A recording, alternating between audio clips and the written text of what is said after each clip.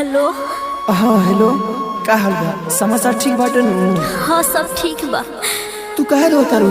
बस पूछू ना, रो घरे कब आवता ने? देखा हम अभी नहीं किया सकत अभी तक। ये फोनवा काहे काट देलस? जिस नंबर से आप संपर्क करना चाहते हैं वह अभी स्विच ऑफ है। कृपया कुछ समय पश्चात प्रयास करें। काहे मोबाइल बंद कर लेलस?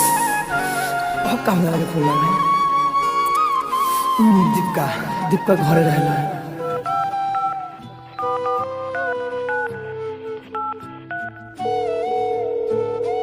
हेलो, हाँ हेलो दीपक। हाँ भैया। हाँ दीपक, तने हमरा घर जीवा तने अपना भाभी से बात करी बहो। ठीक बा भैया, लाइने पर रह।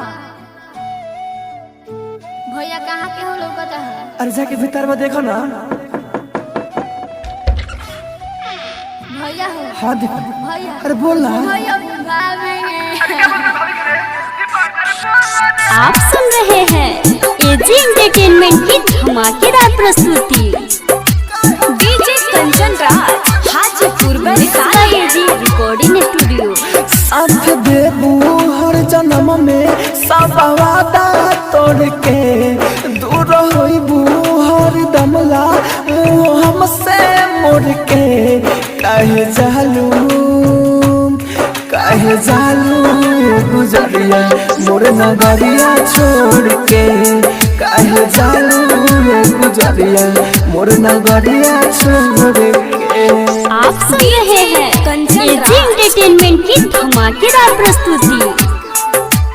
हाजीपुर वैशाली।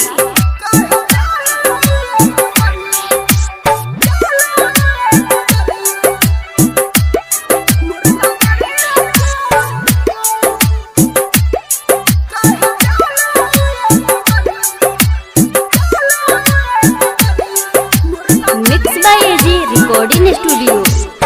हाँ जिंदगी में आइलू जब से दुख भइल दूर हो। हमारा से बोला कवन भइल बा कसूर हो। अरे हमें से कौन गलती भइल बा? अरे आँखों ना पगली बोला। एक बार आँख खोल के दोना मुस्काई। दूर तो के नहीं जाए देहब जरूर हो। तू हमसे छोड़ के नहीं खो जा सकत। रुसल बारू हमसे काहे लाचा दरिया ओढ़ के। रुसल बारू हमसे काहे लाचा दरिया ओढ़ के। काहे जालू गुजरिया मोर नगरिया छोड़ के।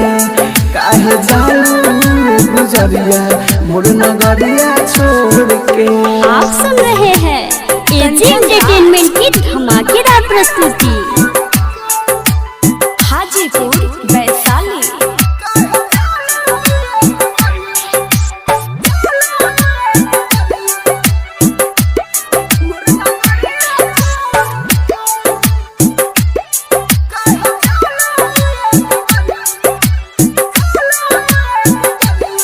Mix by AG recording studio. माई बाबू कहे अब उठबू ना तो कहबो।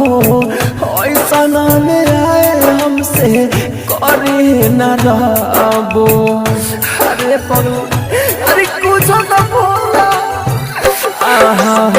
राहुल राजा धानी रोए उठे नहीं डर से। अमित असी कविता करे कैसे घर से। तोहके तेजाब नहीं कबहू ई दुआरिया छोड़ के। तोहके तेजाब नहीं कबहू ई दुआरिया छोड़ के। काहे जालू